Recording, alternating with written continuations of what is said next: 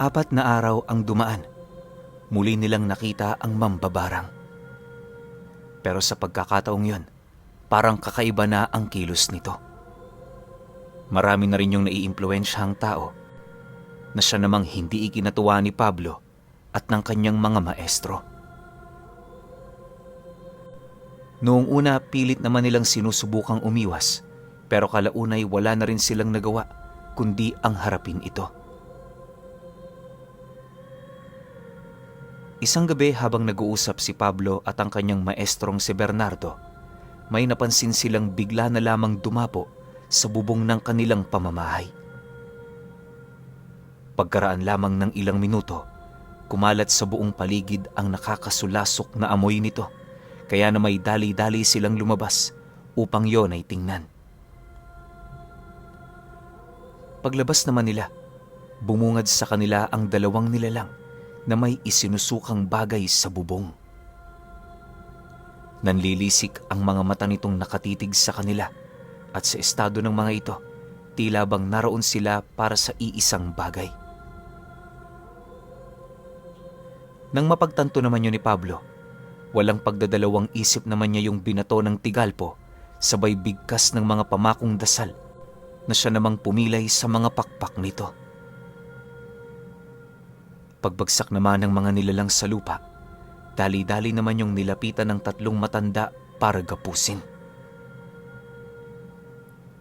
Pablo, tulungan mo kaming maipasok ang mga ito. Bilis! Wika ni Maestro Kudoy sa kanya nang mapansin naman itong wala siyang ginagawa. Pagkarinig naman niya sa sinabi nito, agad naman siya doong lumapit para tumulong. Maya-maya pa, nang maipasok na nila yun sa loob ng silid, agad naman nila yung pinaupo sa bangko, sabay tali sa mga kamay nito. Sa kanilang pag-uusap, paulit-ulit nilang itinatanong kung ano ang ginagawa ng mga nilalang na yan sa kanilang pamamahay. Mariinding inilahad ng kanyang maestro, isang malaking kasalanan ang ginawa nitong kapangasan. Mabuti pa magsalita na kayo habang binibigyan pa namin kayo ng pagkakataon. Sa oras na lumapat ang aming mga kamay sa inyong katawan, hindi nyo na mababawi ang kaligtasang aming iniaalok. Iisang nilalang lang ang aming kalaban. Wala kaming ibang hangad sa inyo, kundi ang kumpirmasyon. Ngayon kung magmamatigas kayo, wala na kaming magagawa. Wika ni Maestro Agapito habang hinahasa ang daladala nitong kutsilyo.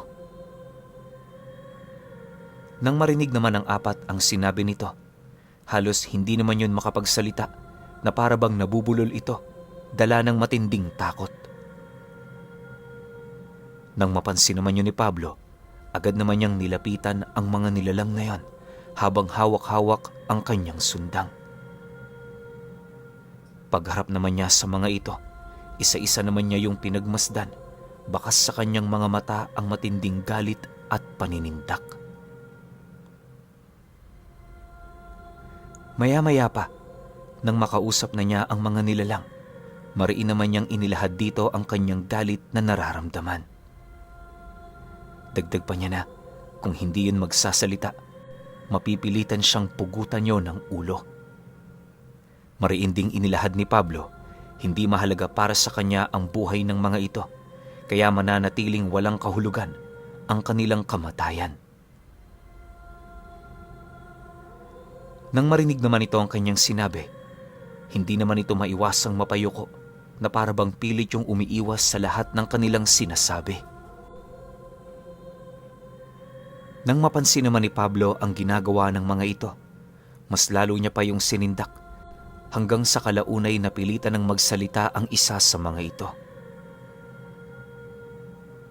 Ayon sa nilalang na yan, inutusan lamang sila ng ermetanyong si Matias para maglagay ng mga insekto nito sa bubong ng kanilang pamamahay. Dagdag pa nito, wala silang pagpipilian kundi sundin ang nais nitong mangyari sa takot na baka paslangin sila nito ng walang pag-aalangan. Pagtatapat pa ng nilalang, dayo lamang sila sa lugar na yon, kung kaya't wala silang kaide-ideya sa mga nilalang na kasalukuyan doong naghahari. Sa pagpapatuloy naman ng paglalahad nito, bahagya naman yung natigilan nang marinig nito ang pag-angil ng kasama nitong aswang. Nang mapansin naman yun ni Pablo, agad naman niyang sinapak ang pagmumukha nito, sabay gilit sa leeg ng nilalang, gamit-gamit ang kanyang sundang.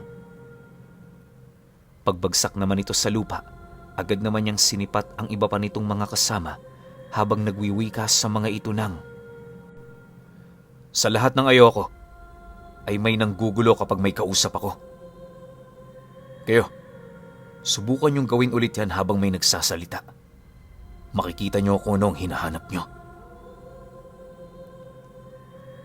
Pagkalahad naman ni Pablo ng mga bagay na yon, pansin naman niya ang tila bang pagkasindak ng mga ito. Maya-maya pa, nang tahimik na ang lahat, binigyan niya naman ng hudyat ang aswang para magsalita. Sa pagpapatuloy naman ng kanilang usapan, marami yung nabanggit ukol kay Matiyas. Pagtatapat nito sa kanila, marami-raming tao na ang pinaglaruan nito sa kanilang lugar.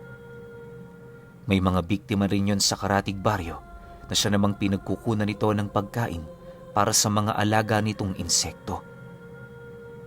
Dagdag pa ng nilalang na maraming kauri na nila ang nagtangkang mag-aklas laban dito, subalit sa kasamaang palad hindi sila nananalo. Pagtatapat pa ng nilalang, magmula noong nagapi ang kanilang mga mandirigma, hindi na nila sinubukan pang makipaglaban. Taliwas man sa kanila ang maging sunod-sunuran ng isang hamak na mambabarang, pinili nilang gawin ito alang-alang sa kanilang mga buhay. Araw lang ang dumaan, naging sanay na sila sa kanilang sitwasyon.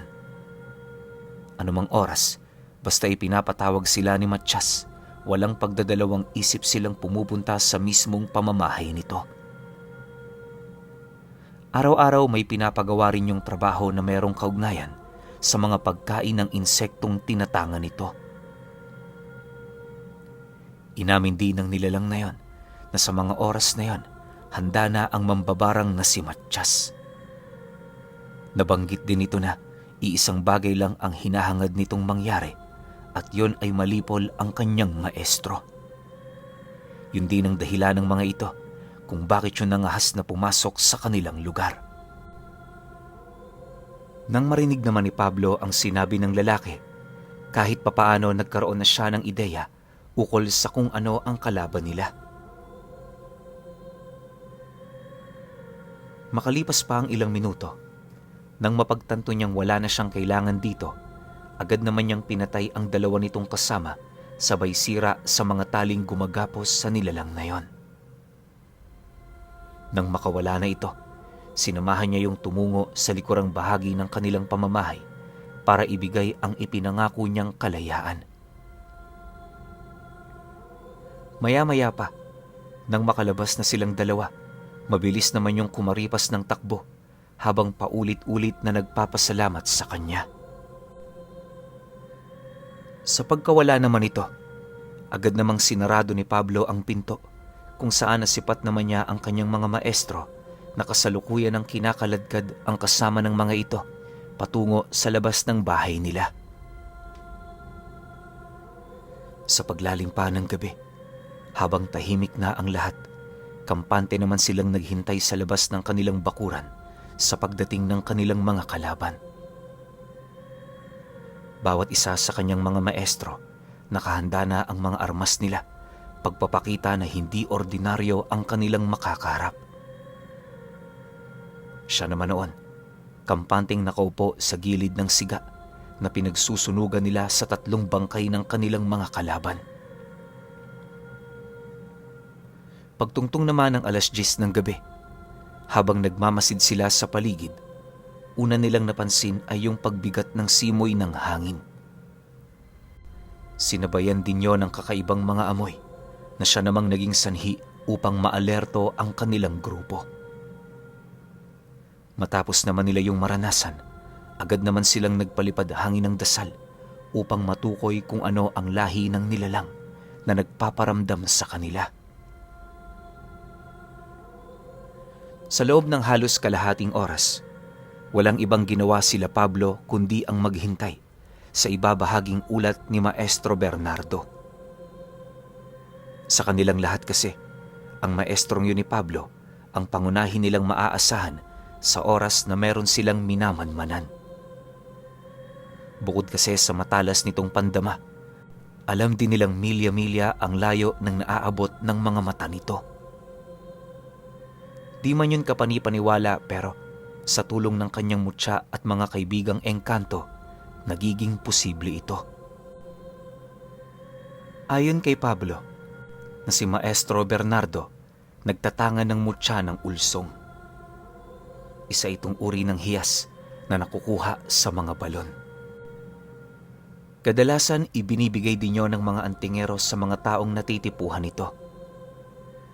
Dagdag pa niya na kahit walang kakayahan sa pakikipagkombate ang ganoong uri ng mutya, isa yon sa may pinakamahalagang abilidad kumpara sa karamihan. Isipin nyo na lang, tanaw nyo ang mga lupaing milya-milya ang layo mula sa inyo. May abilidad din kayong pumukaw sa damdamin ng mga engkanto para hikatin yung maging kaibigan ninyo. Dagdag pa ni Pablo na kung iisipin maaaring simple lamang ang abilidad ng bagay na yon. Subalit ayon sa kanya, nakadepende ang bawat abilidad nito sa mismong taong nagtatangan dito. Sa estado naman ng kanyang maestro, ilang taon na nitong napatunayan ang kahusayan nito sa paggamit ng mutyang yon. Naniniwala siya na nakatadhana talaga yon para sa matanda. Sa pagpapatuloy naman ng kanilang paghihintay, bahagya naman silang napatahimik nang mapansin nila ang pagbalik ng ulirat ng maestro niya. Pagsilay naman ito sa kinaroroonan nila, bigla naman yung nagwika sa kanila ng, Si Matyas nga. Paparating na kasama ang pangkat niya. Tayo na! Salubungin natin sila! Pagkalahad naman ni Maestro Bernardo ng mga katagang yon, agad naman itong hinugot ang daladala nitong talibong sabay pasok sa loob ng kubo. Paglabas naman ito, laking gulat na lamang ni Pablo nang masipat niya yung maraming daladalang talandro na nakasuksok sa may bandang bewang nito. May tangan din yung 3 medalyon na ang pangunahing bisa ay purong pangkaligtasan. Pagsilay naman dito ni Pablo, tahimik naman niya yung pinagmasdan habang unti-unting ibinabaling sa ibang lugar ang kanyang paningin. Hanggat maaari, iniiwasan niyang pakialaman ang ginagawa nito sa takot na baka ikagalit yon ng kanyang maestro. Makalipas pa ang ilang minutong pagmamasid nila, kagaya ng inaasahan, dumating na nga ang pangkat ni Matyas. Di pa man yun nakakalapit sa kanilang pamamahay, ramdam na nila ang hindi nito maipagkakailang presensya. Yung dinadala nitong panganib, patuloy na sumasabay sa hangin na tila bang maging ang kalikasan na sisindak sa presensya nito. Hindi lang yun, pansin din nila ang pagiging maligalig ng buong paligid na animoy may paparating na isang malaking unos. Matapos naman yung mapansin nila Pablo, hindi na sila nagdalawang isip na ihanda ang mga sarili nila. Inaasahan din nilang lehiyon ang kasama ni Matyas, pero base sa mga nakita ni Tandang Bernardo, kakarampot lamang ang pangkat nito. Gayunpaman, iniiwasan pa rin nilang maging kampante sa kadahilan ng alam nilang hindi tipo ng nilalang si Matyas na nagdadala ng mahihinang kasama.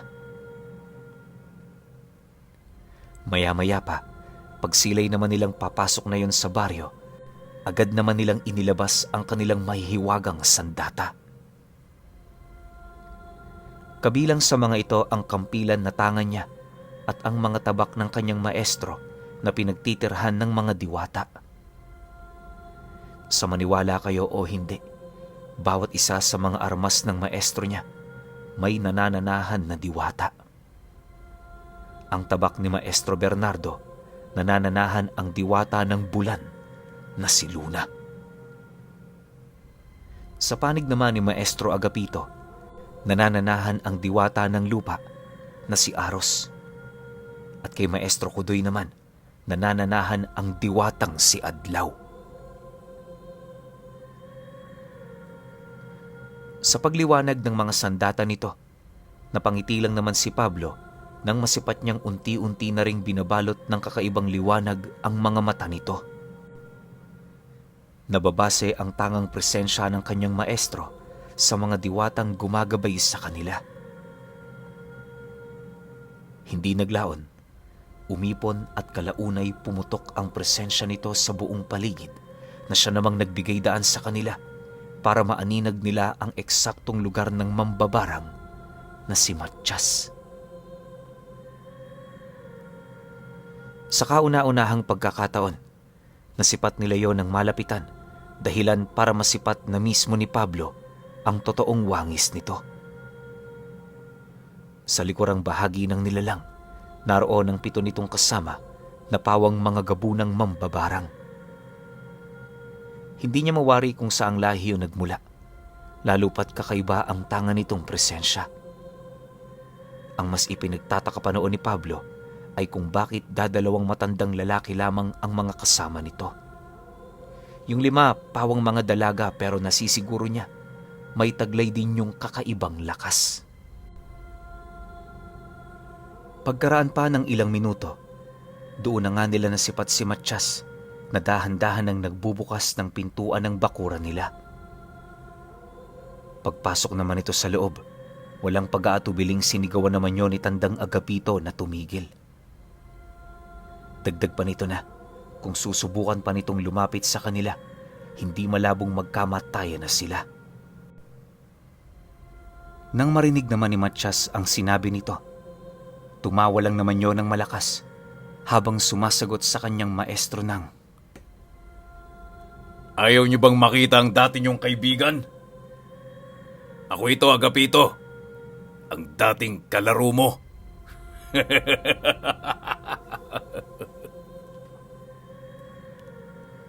Pagkalahad naman ni Matiyas sa mga katagang yon, nasipat naman niya ang pag-usal ni Maestro Agapito sa medalyon nito, sabay sugod patungo sa kinaroroonan ng kanilang kalaban. Nang masipat naman yon ng 2 pang matanda, napilitan na din yung sumunod, sa paniniwalang may mas tsansa silang manalo kung pagtutulungan nila ito. Pagsilay naman sa kanila ng mga gabunan nitong kasama, buong puwersa naman yung sumalubong, dahilan para makialam na rin itong si Pablo. Halos segundo lang dinoon ang naging pagitan nang biglang binalot ng sigawan at iyakan ang buong paligid. Sa mga unang minutong pakikipaglaban nila, kayang-kaya pang makipagsabayan ng 3 sa mambabarang. Napansin din ni Pablo noon na kaya pala yun hindi matalo-talo ay dahil sa lakas ng mga mutya nito. Isipin ninyo may tangang mutya ng kaliwa si Matiyas na kayang bumasag ng anumang uri ng dasal. Meron din siyang pagmamay-aring mutya ng salsagan na siya namang nagbibigay lamang sa kanya pagdating sa pakikipaglabang may kaugnayan sa mga patalim at baril. Akala ni Pablo yun na ang mga pangunahing alas nito, pero pagsilay niya sa mga mata ng mambabarang, wala siyang ibang nakita kundi ang mutya ng demonyo. Paglalarawan ni Pablo sa mutyang yon, may hahalin tulad mo ito sa isang ordinaryong mata, pero pag tinitigan mo yon ng mabuti, doon mo masisipat ang mga bagang umiikot sa mga mata nito. Patuloy din yung dumurugo na animoy nagbibigay yon ng kakaibang sakit sa panig ni Matiyas. Sa pagpapatuloy ng ganoong pangyayari, nasaksihan niya kung gaano kalakas ang nilalang na yon. Bagaman alam niyang hindi mahina ang 3 niyang maestro, saksi ang kanyang mga mata kung papaano yon kaharapin ng mag-isa ng mambabarang. Kalahating oras pa ang lumipas, hindi niya na yon gaanong natutukan dahil sa 7 gabunang pilit niyang pinipigilan. Sa estado din noon ni Pablo, patuloy pa rin niyang pinaglalaruan ang mga kasama nito, gawa ng ayaw niyang maging balakid para sa paghihiganting nais ng kanyang maestro. Hanggat nakikita niya yung malakas at kayang-kaya pang makipaglaban, wala siyang karapatan na yon ay pigilan. Dahil sa ganun niyang palaisipan, hanggat maaari pinili niyang kalabanin ang mga alipores nito. Ilang oras pa ang lumipas, kagaya ng inaasahan, lamang nga sa kahit anong aspeto ang mambabarang. Kapag kasi gumagamit ng usal ang 3 niyang maestro, mabilis siyang nakokontra ng nilalang gamit ang aral nito. Hindi lang yon, kayang-kaya rin itong makipagsabayan sa 3 sa kahit na anong pamamaraan ng pakikipaglaban. Dahil sa ganoong sitwasyon, nagpumilit namang lumapit doon si Pablo para makapagbigay ng tulong kung sakali mang kakailanganin niyo ng kanyang mga maestro. Makalipas pa ang ilang oras ng pakikipaglaban nila, ramdam naman niya ang hirap at pagod na pinagdadaanan ng 3, pero sa kabila nito, wala siyang nakitang pagkasindak o hangaring umatras.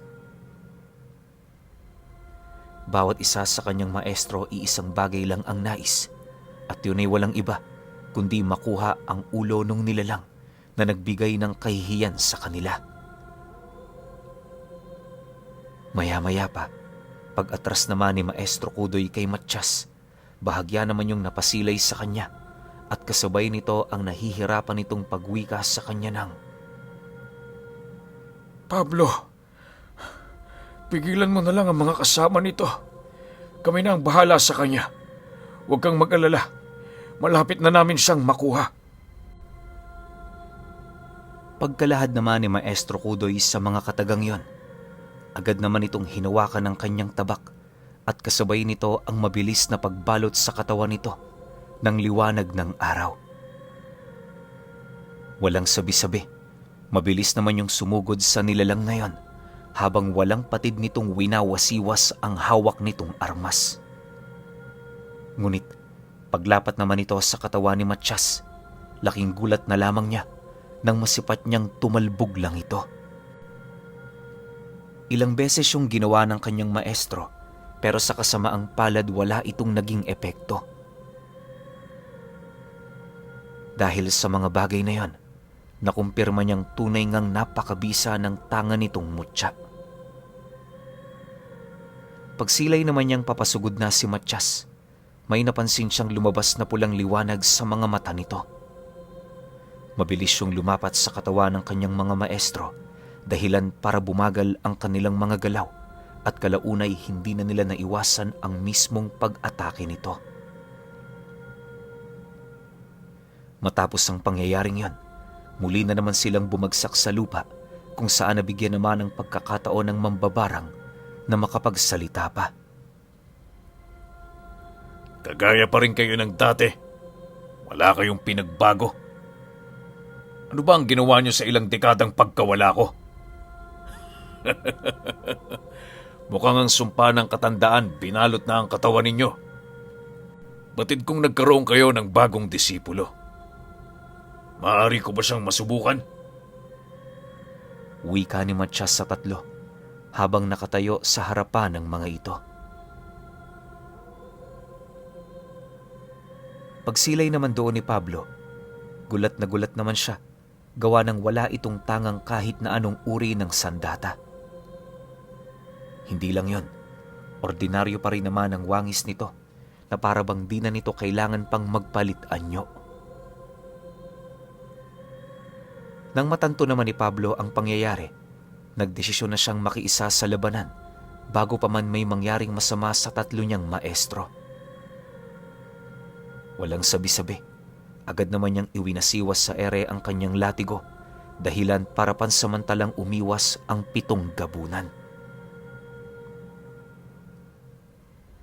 Matapos naman niya yung gawin, agad naman niyang napansin sa mga ito ang panaka-naka nitong pag-aangil habang nagpapalit anyo. Sa puntong yon, naunawaan niyang nag-umpisa na itong magseryoso. Sa isang kisap mata, paisa-isa namang nagbago ang anyo ng mga nilalang na yon na siyang naging sanhi upang hugutin na din niya mula sa ilalim ng lupa ang tinatangan niyang kampilan. Pagsilay naman doon ng mga nilalang, di naman ito maiwasang makaramdam ng pagkasindak na animoy wala pang ginagawa si Pablo, naaamoy na nila na may masamang mangyayari sa kanilang pangkat. Nang maramdaman naman niya ang pagkasindak ng mga ito, napangisi lang naman siya habang nagwiwika sa mga ito ng, Anong nangyari sa inyo? Bakit parang nababahala kayo? Huwag niyong sabihin may kakayahan din kayong makaamoy ng kamatayan. Nang marinig naman ng mga gabunan ang kanyang sinabi, hindi naman ito maiwasang umangil pagpapakita ng kanilang galit. Maya-maya pa, nang magkaroon na ng lakas ang isang matandang lalaking magsalita sa kanya, galit na galit naman yung sumagot ng, Kung sa tingin mo natatakot kami sa iyo, nagkakamali ka. Mukhang hindi mo yata nauunawaan ang kalagayan mo. Sa bilang pa lang alam na namin kung sino ang mananalo. Kasabay ng paglahad ng matanda ay ang mabilis nitong pagpalit ng anyo.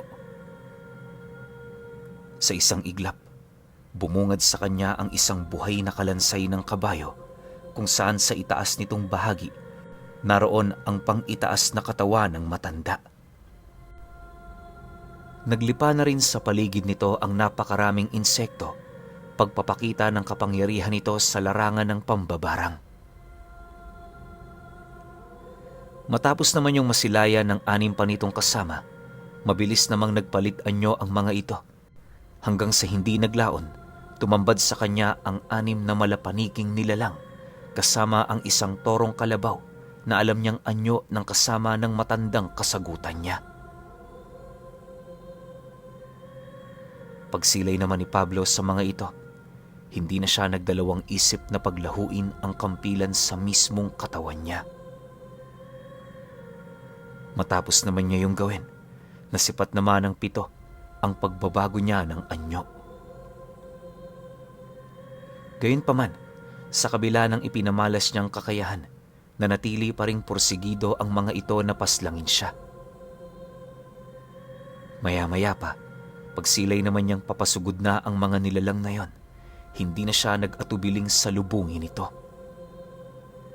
Pagbitaw niya ng kanyang kamao, bigla namang kumaripas ang kanyang mga kalaban nang masipat nito ang isa nilang kasama na napugutan na ng ulo. Pagbagsak naman ito sa lupa, agad naman yung nilamon ng apoy, dahilan para mawala ang mismong pag-iral nito. Sa pagpapatuloy ng ganoong pangyayari, pinaglaruan ni Pablo ang 7 nilalang na yon. Sa kahit na anong aspeto ng pakikipaglaban, talaga namang naging lamang siya, kaya naman hindi naglaon pa isa-isa na ring namatay ang mga ito mula sa kanyang mga kamay. Matapos naman yung lipulin ni Pablo, bahagya naman siyang napasilay sa kinaroroonan ng kanyang maestro, kung saan ang unang bumungad sa kanya, walang iba kundi si Maestro Agapito, na putol na ang kanang braso. Maraming tinamong saksak na rin yon sa may bandang dibdib at walang patid na rin ang pagtulo ng dugo nito sa bibig. Hindi lang yon, hirap na rin yung kumilos at pawang pinoprotektahan na lamang ito ng 2 pa niyang maestro. Makalipas pa ang ilang minuto, bahagya naman siyang natigilan ng ituro siya ng mambabarang na si Matyas. Pagtitigan nilang 2, ngumisi lang naman ang nilalang na yan, sabay wika sa kanya ng, Mukhang mas malakas ang disipulo kaysa sa mga maestro, ah. Mahusay. Salamat sa inyo. Pinaparamdam mong interesante ang labang ito. Kasabay ng pag-wika ni Matiyas ay ang paghawi naman nito sa kanyang mga maestro na siyang naging sanhi upang ikagalit pa yon ng husto ni Pablo. Gayunpaman, sa kabila ng nag-uumapaw niyang galit, pinili niya pa ring maging mahinahon, lalo pat alam niya sa kanyang sarili na wala pa siya sa puder para magdesisyon ng mga bagay-bagay. Imbis na pakinggan ng mambabarang, minabuti naman niyang tumingin sa kanyang mga maestro at naghihintay ng magiging pasya nito. Maya-maya pa, pagsilay naman niya kay Maestro Kudoy, napangiti lang naman siya nang masipat niya yung tumango, hudyat ng pahintulot nitong iginawad sa kanya. Ngunit sa kabila nito, medyo nag-aalangan pa rin siyang kumilos, lalo pat ang pahintulot ng isa ay hindi pa sapat para gawin niya ang ninanais niya. Pagbaling naman niya ng kanyang paningin kay Maestro Agapito at kay Bernardo, hindi naman niya maiwasang matuwa nang masipat niya ang pagsang-ayon nito. Nang mapagtanto naman niyang sumang-ayon na ito, hindi na siya nagdalawang isip pa na sumugod. Pagsilay naman ni Matiyas sa kanyang ginawa, bigla naman siya nitong binato ng mga buhay na salita, ngunit hindi yun sapat para pigilan siya. Pagbasag naman ni Pablo sa mga pamakong dasal na ibinato nito, wala na ngang nagawa si Matiyas, kundi sapilitan siyang pigilan sa pamamagitan ng mga alaga nitong insekto. Subalit pagbaon naman ito sa kanyang katawan, paisa-isa naman yung nalusaw na para bang dumikit ito sa isang baga.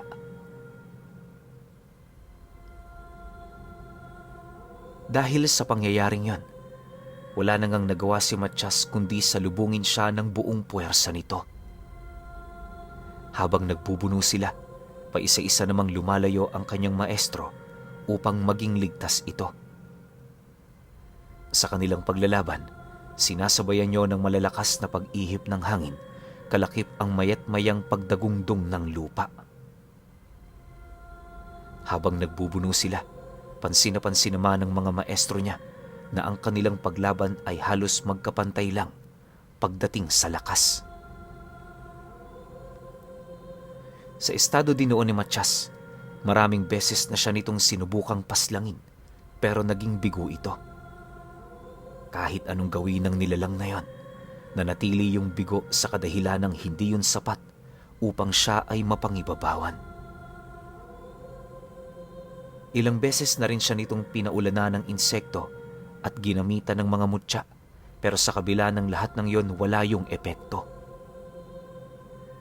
Paglayo naman ng bahagya ni Pablo, di naman niya maipagkakaila ang galit ni Matiyas sa kanya, pero pilit yung nagpipigil sa takot na baka hindi na yon makapag-isip ng tama. Maya-maya pa, nasipat naman niya yung umupo sa harapan niya, kumuha ng isang garapon na siya namang walang patid nitong nilaklak. Matapos yung gawin ng mambabarang, bigla naman yung bumaluktot, sabay sigaw ng malakas. Akala ni Pablo kung ano lang ang nangyayari rito, kaya ang ginawa niya, hinayaan niya ito. Pagkaraan pa ng ilang minutong pagmamasid, laking gulat na lamang niya nang masipat niya ang pagsiuslian ng mga parang tuod nito sa katawan. Unti-unti na ring nangitim ang balat nito, kalakip ng pag-uslian ng malalapad nitong mga pakpak.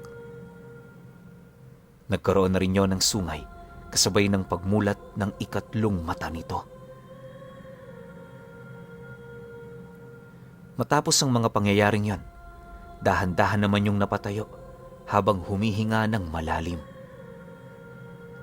Sa bawat paglabas ng hangin nito sa katawan, pakiramdam ni Pablo parang umuusok ang nilalang na yon.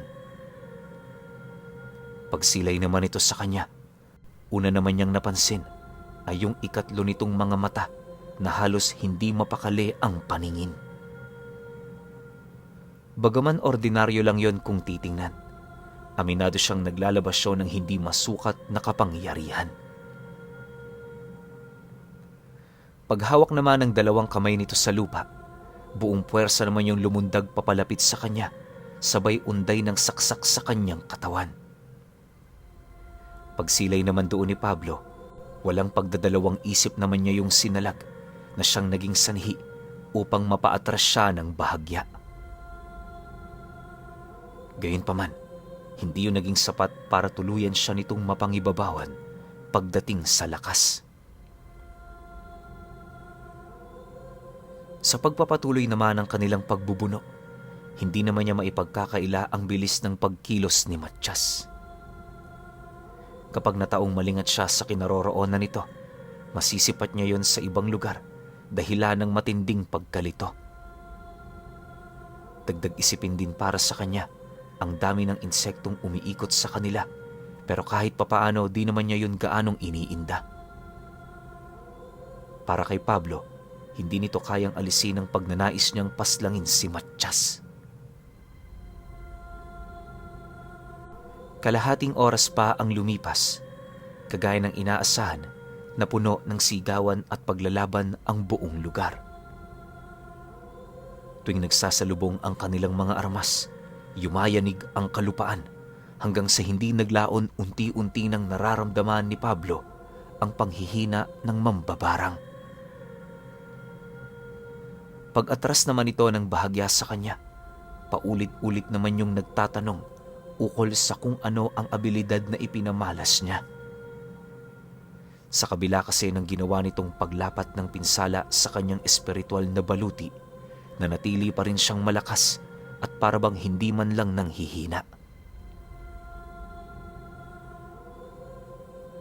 Nang marinig naman ni Pablo ang sinabi nito, galit na galit naman siyang napasilay dito habang sumasagot ng, Hindi ako kayang pigilan ng pagod. Ang galit na nakatanim sa utak ko, sapat na para magpatuloy ang katawan ko upang paslangin ka. Napapanahon na para pagbayaran mo ang iyong kasalanan sa mga maestro ko. kasabay ng kanyang pagwika ay ang paghugot naman niya ng napakaraming tuod sa lupa. Mabilis nitong binaybay ang daan patungo sa kinaroroonan ni Matiyas na siyang naging sanhi upang umilag ito. Dahil sa ginawa ng nilalang na yon, nagkaroon naman siya ng pagkakataon para undayan niyo ng saksak sa may bandang tagiliran. Hinawakan niya rin yun sa leeg upang masigurong hindi na ito makakapalag sa oras na walang habas niya yung undaya ng saksak. Maya-maya pa, pagbagsak naman ni Matiyas sa lupa, pilit naman yung nagpumiglas mula sa pagkakahawak niya, pero pagpulupot ng mga gumagapang na baging sa katawan nito, wala na yung nagawa kundi ang sumigaw. Ilang beses din siya nitong inusala ng sumpa, ngunit kagaya ng inaasahan, wala yung epekto sa kanya. Hindi naglaon. Nang mapagtanto naman ni Pablo na nabihag na niya ito, agad naman niyang tiningnan ang kanyang mga maestro para maipakita rito ang pagwawagi niya.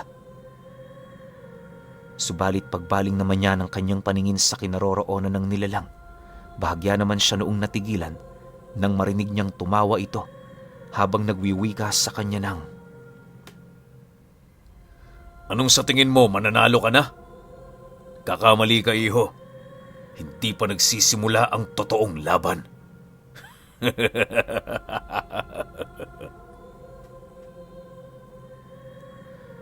Pagkalahad naman ni Matiyas ng mga katagang yon, unti-unti naman niyang napapansin ang tila bang paggapang ng mga malalaking insekto sa nilikha niyang baging. Segundo lang ang naging pagitan nito nang paisa-isa na nitong maputol ang lahat ng gumagapos sa kabuuan ng kanyang katawan.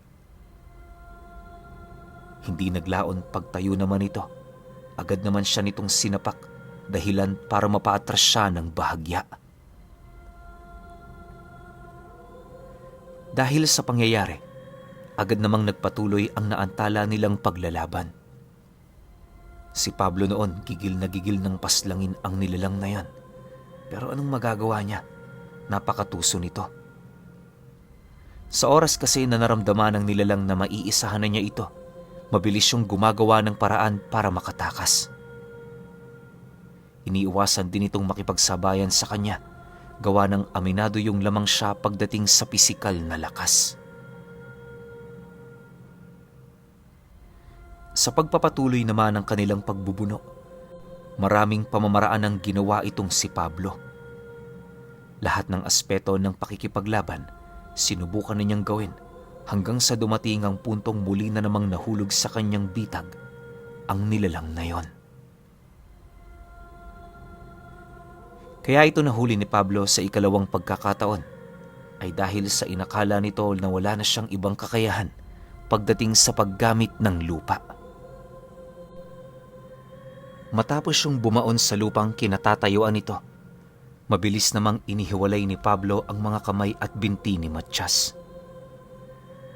Sinubukan pa yung pabalikin ng mga alaga nitong insekto, pero hindi niya na yun hinayaan pa. Upang maisakatuparan ito, sa pilitan naman niyang pinasuko ang mambabarang hanggang sa umayo na yon sa kanyang nais. Pagsumpa nitong hihiwalay na siya sa mga alaga niyang insekto, agad naman silang nilisan ng mga nilalang na yon. Segundo lang ang pagitan ng paglaho ng mga ito hanggang sa silang dalawa na lamang ang naiwan sa lugar. Dahil dito, agad naman niyang pinalapit ang kanyang maestro upang ibigay si Matyas sa kanila. Pinili niyang wag yung paslangin gamit ang kanyang kamay sa paniniwalang wala naman yung atraso sa kanya.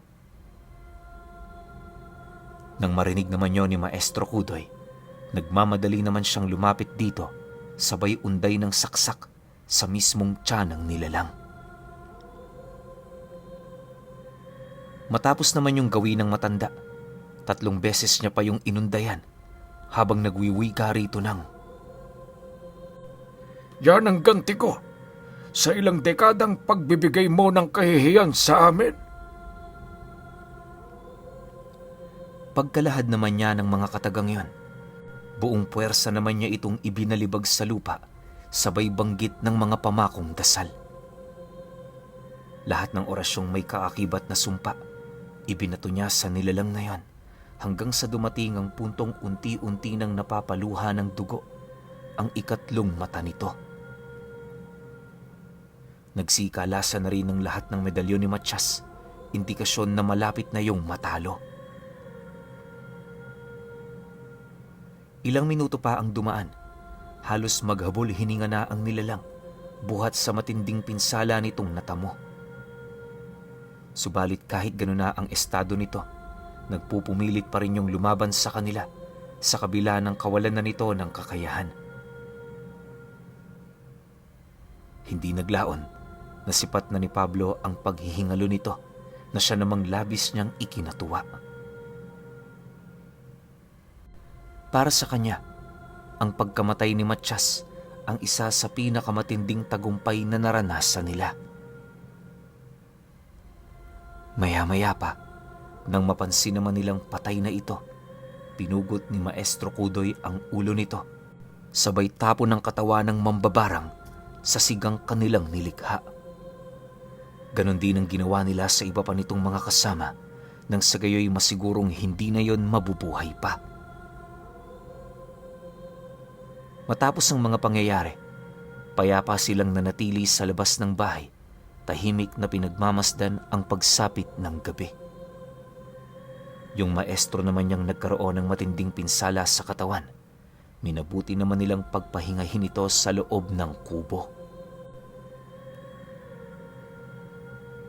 Sa paglipas pa ng mga araw, kagaya ng inaasahan, naging matiwasay na ang kanilang mga buhay. Si Pablo noon, ipinagpatuloy pa rin ang kanyang pagsasanay sa kabila ng ginawa niyang pagtatanggol sa kanyang mga maestro.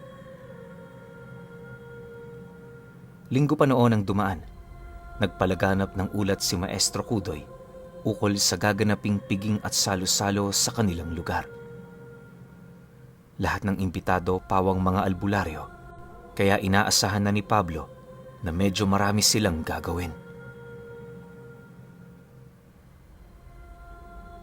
Matapos naman yung maipagbigay alam ng kanyang maestro, agad naman siyang naghanda sa pamamagitan ng panunulo ng mga hayop sa malapit na kagubatan.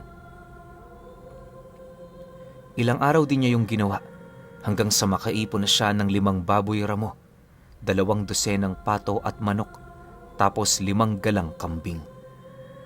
Yon ang nagsilbing handa nila sa magaganap na piging. Nang masipat naman ng kanyang maestro ang lahat ng kanyang huli, hindi naman ito maiwasang purihin ang kanyang pagpapagal. Nang marinig naman ni Pablo ang sinabi nito, taus-puso naman siyang nagpasalamat habang inilalahad dito ang kagalakan nilang nararamdaman buhat sa kanyang ginawa. 2 araw pa ang lumipas, paisa-isa na ngang dumating ang mga antingero sa kanilang lugar, at sa pagsapit naman ng gabi, napansin niyang nagkukumpulan na yon sa labas ng bahay nila. Lahat ng mga panauhing yon nanggaling sa iba't ibang lugar, kung kaya't hindi niya na yon gaanong kilala. Sa pagtungtong naman ng takip silim, nasipat naman niya ang 2 niyang maestro na kasalukuyan ng naglalakad patungo sa entablado. Pagsilay naman ito sa mga tao, agad naman itong tinawag ang kanyang pangalan, sabay wika sa mga bisita nila ng, Maraming salamat sa inyong pagdalo. Tatanawin kong utang na loob ang ginawa niyong ito. Ipagpapauna ko nang sabihin sa inyo, hindi kayo naparito para sa selebrasyon. Naparito kayo dahil ngayon ang araw na igagawad namin sa aming pinakamamahal na disipulo ang aming basbas. Makinig kayo at kayong lahat nais kong tandaan nyo ang kanyang pangalan. Ito ay si Pablo, ang piniling markahan ng buwan ng Dibino. Pagkalahad naman ng maestro niya ukol sa bagay na yon, sakto naman ang pagdating niya sa gitna ng entablado. Maya-maya pa, nang magsipalakpakan na ang iilan, agad naman yung tumingin sa kanya habang naghihintay sa mga bagay na sasabihin niya. Nang mapansin naman ito ni Pablo, wala naman siyang ibang ginawa kundi ang mapasilay sa kanyang maestro. Medyo nakakaramdam na kasi siya noon ng hina, gawa ng hindi siya sanay na makakita ng ganoong karaming tao. Subalit nang akmang magsasalita na siya, bigla naman siyang hinawakan ng maestro niya sabay bulong sa kanya ng, Maghintay ka. Hindi pa ito ang tamang pagkakataon para magsalita ka. Lubos-lubusin mo muna ang nararamdaman mong tuwa sa mga papuring ito. Tandaan mo, iho, hindi ito madalas mangyari sa buhay ng tao. Pagkalahad naman ni Maestro Kudoy sa mga katagang yon, dahan-dahan naman yung napasilay sa kanilang mga bisita habang pinagmamasdan nyo ng paisa-isa. Makalipas pa ang ilang minuto, nang medyo manahimik na ang mga ito, dahan-dahan namang nagwika si Maestro Kudoy ng, Mula sa araw na ito, ikaw ay aming itatalaga bilang opisyal ng antingero, manggagamot at albularyo. Pero alam mo sa sarili mo, Pablo, na malayo ka na sa mga nabanggit ko. Ituring mo ang sarili mo bilang isang gintong biyaya ng Diyos sa mga taong nangangailangan. Matapos naman yung banggitin ng kanyang maestro, agad namang naghiyawan ang mga bisita nito at sa isang iglap, napuno ng palakpakan at papuri ang buong paligid. Lubos naman yung ikinatuwa ni Pablo, lalo pat pakiramdam niya, nagbunga na ang ilang taon niyang pinaghirapan. Pagkatapos naman ng mga papuring iginawad sa kanya, isa-isa namang nagsilapit ang mga albularyong inimbita nila. Hindi naglaon nang makalapit na ang mga ito. May ibinigay yon sa kanyang dahon na ayon sa kanyang maestro, tanda ng pagiging lihitimo niyang kaanib sa kanilang samahan. Nang malaman naman yun ni Pablo, hindi naman niya maiwasang matuwa sa kadahilanang ang matagal na niyang pinapangarap unti-unti nang nagkakatotoo. Pagkaraan pa ng ilang minuto, matapos namang maiabot ng mga albularyo ang mga ibinigay nito sa kanya, doon na siya tinataka ng kanyang maestro ng mga patotoong hawak na niya, ang titulo ng pagiging isang albularyo. Pagkabigay naman sa kanya ng basbas, muling nagpalakpakan ang lahat, gayon din ang maestro niyang nagpapagaling pa lang mula sa mga pinsala nitong natamo. Sa pagpapatuloy ng ganoong pangyayari, naging maayos naman ang lahat. Sa gabing yon, lahat masaya dahil walang nanggulo sa kanila. Sa paglalim pa ng gabi, paisa-isa na ring nagsialisan ang mga ito hanggang sa hindi naglaon, silang 4 na lamang ang natira sa kanilang pamamahay. Sa pagbalik naman ng katahimikan sa buong lugar, minabuti naman nilang pumasok sa loob upang magpahinga. Habang nakahiga sila, hindi naman nila maiwasang mag-usap sa mga bagay na gagawin nila sa hinaharap. Ayon sa mga maestro niya, maaari na siyang manggamot kung merong pagkakataon. Pagtatapat pa nito na, pwede na rin niyang gawin ang mga bagay na kanyang gusto nang hindi humihingi ng permiso sa mga ito.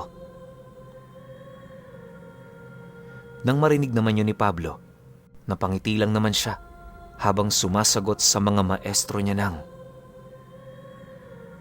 "Hindi po yun maaari. Kahit ngayong isa na akong ganap na albularyo, may utang na loob pa rin ako sa inyo. Ang utang na loob kong yun, maestro, habang buhay kong dadalhin. Yun ang magsisilbing ugat sa aking puso para hindi magbago kung anong nakamulatan kong pagtingin sa inyo." Dahil sa kanyang sinabi, lubos naman yung ipinagpasalamat ng tatlo.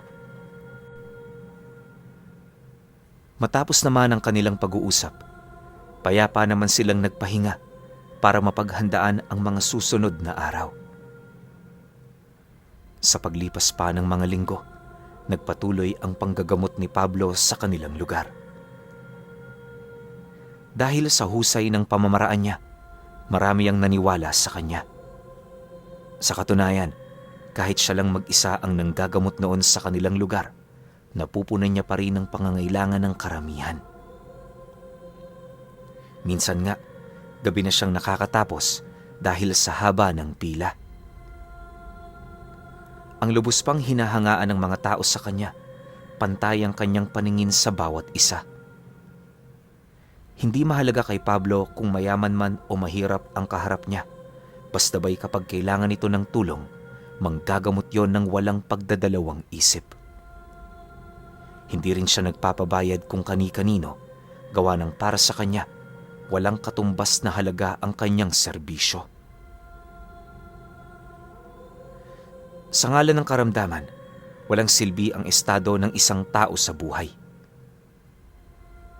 Dahil sa ganoon niyang prinsipyo, marami namang natuwa sa kanya, habang may mangilan-ngilan namang hindi maiwasang magalit. Ang gusto kasing mangyari ng mga ito, na kapag may kailangan sila, sila dapat ang prioridad ni Pablo. Di naman siya pumapayag ng ganon, lalo pat ang tinitingnan din niya ay yung kalagayan ng mga taong mula umaga hanggang gabi, naghintay ng torno nila. Pagtatapat pa niya sa mga ito, wala siyang pakialam kung magalit man yon o hindi. Ang nais lamang kasi niyang mangyari, magbigay ng patas na paningin sa bawat taong nabubuhay sa mundo.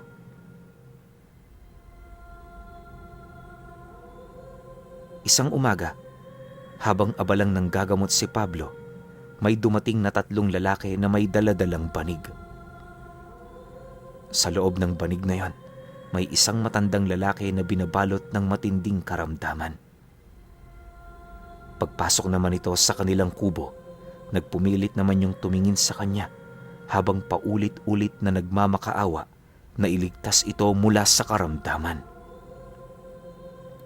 Dagdag pa nito na nakahanda yung magbayad ng mahal kung yon ang nais ni Pablo para lamang mapabuti ito. Nang marinig naman niya ang harap-harapang panunuhol nito sa kanya, seryoso naman niya yung nilapitan, bakas sa kanyang muka ang matinding galit at pagkairita. Paglapit naman niya sa matandang yan, seryoso naman niya yung sinabihan ng, "Sino ka para suhulan ako sa harap ng maraming tao? Anong akala mo? Mababayaran ang buhay mo gamit ang kayamanang mong yan? Isa ka lang hamak na taong walang kaalam-alam. Ni hindi nga kita kilala, kaya hindi ko rin maaalala ang iyong pagkawala. Kung gusto mong mabuhay, pumila ka." Pagkalahad naman ni Pablo sa mga katagang yon, agad naman siyang nilapitan ng mga bantay nito. Harap-harapan siyang tinutukan ng baril pero ni konting pagkatinag wala siyang ipinakita. Ayon sa kanya, hindi niya kailangang matakot sa mga ganoong bagay, lalo pat hindi naman yun nakakamatay ng kaluluwa. Dagdag pa ni Pablo na wala yung kapasidad na bumaon sa kanyang katawan, kaya ang turing niya lang sa mga bagay na yon, mga laruan. Dahil dito, wala namang nagawa ang mga tauhan nito, kundi ang umalis. Ilang beses niya rin yung sinindak na magkasubukan sila pero ni isa sa mga panauhing yon, walang naglakas ng loob. Paglabas naman ng mga ito, agad naman siyang kinausap ng kanyang pasyente ukol sa kung sino ang taong yon.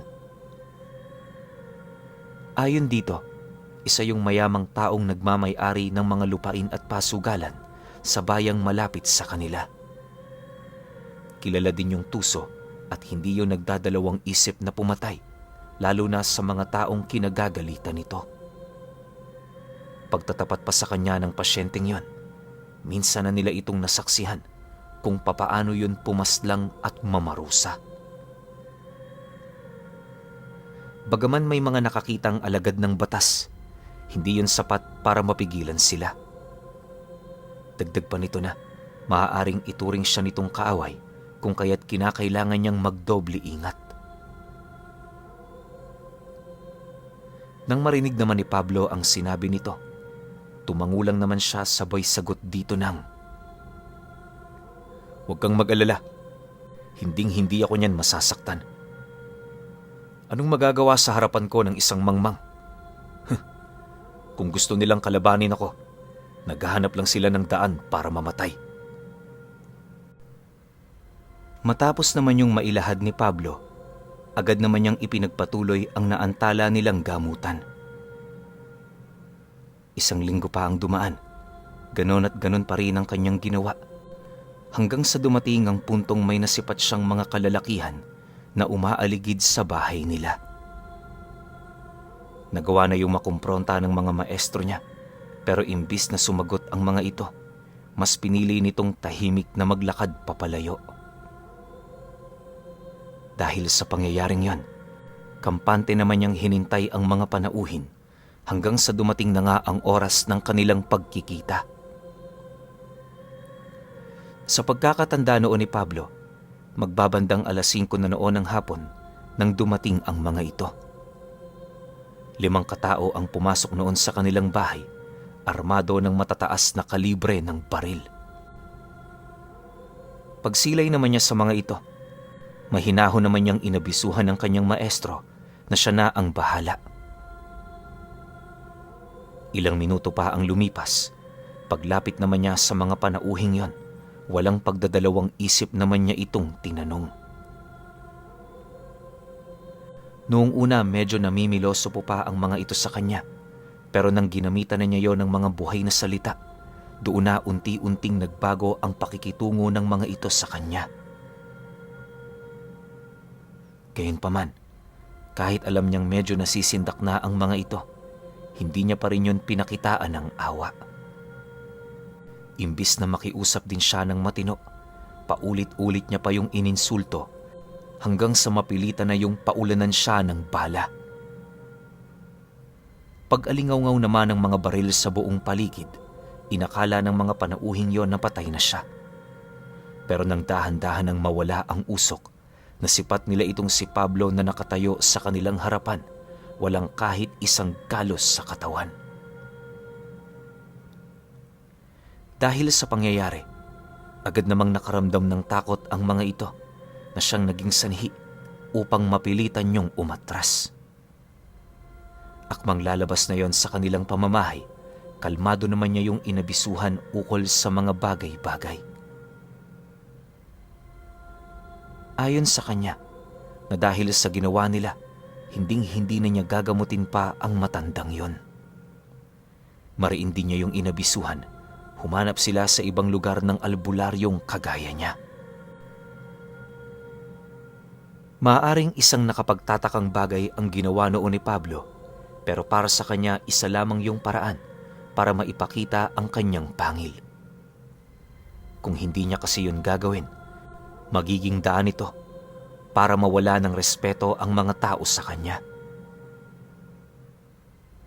Alam niyo, pinuno, na sa lahat ng istorya ni Pablo, ang kalimitang alam ng mga nakakakilala sa kanya ay yung ginawa niyang pagtanggi sa alok ng mayamang matanda. Dahil na rin sa naging pasya niya noon, ito ang daan para pumanaw yon ng maaga. Marami mang may galit noon kay Pablo, pero sa isip-isip niya, yon ang pinakamabisang paraan para maipamulat sa iba kung ano talaga sila.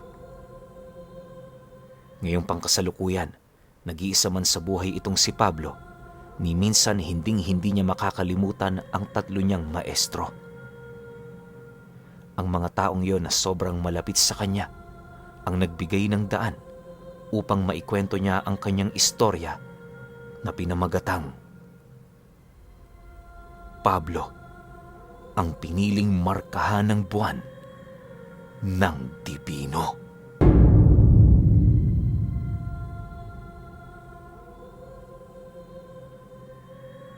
Okay, opinyon ko sa buong kwento ni Pablo. Sobrang ganda. Sobra akong natutuwa. Tsaka yung puso ko, ewan ko, nag-uumapaw sa galak.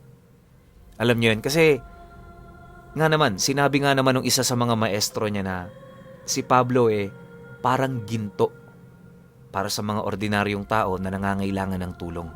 Kasi kung tutuusin, kung talagang ano to si Pablo, sobrang aggressive, hindi niya na kailangang hintayin pa yung basbas ng mga maestro niya para manggamot siya. Pero syempre, sobra-sobra ang respeto ni Pablo para sa mga yon. Kaya anong ginawa niya? Hinintay niya yon. Hinintay niya na bigyan siya ng titulo bago manggamot ng maggamot. Alam ko, sobrang daming natulungan na ito ni Pablo Siguro hindi na lang nilagay sa kwento kasi nga, ang gusto lang naman natin malaman paano siya nabigyan ng titulo.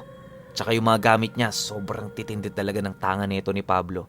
Isipin ninyo yung hari ng mga mambabarang, wala, tinapos niya lang kaagad ng ganong kadali. Diba? So ibig sabihin, sobrang lagpas na sa antas ng mga ordinaryong albularyo tong si Pablo. Baka nga, pwedeng katumbas na nito yung mga purong dibino. Diba? Kasi meron siyang marka O baka mas na-enhance pa. Bukod sa marka ng dibino, meron pa siyang ibang biyaya na hindi na lang rin siguro nabanggit sa kwento. Pero overall, sobrang saya ko sa kwento na to. Wala ko ibang nararamdaman kundi kagalakan talaga. Pero syempre, kayo pa rin. Kung may opinyon kayo sa kwentong ito, comment nyo lang sa baba. Yun lang. Hanggang sa susunod na kwento. Salamat.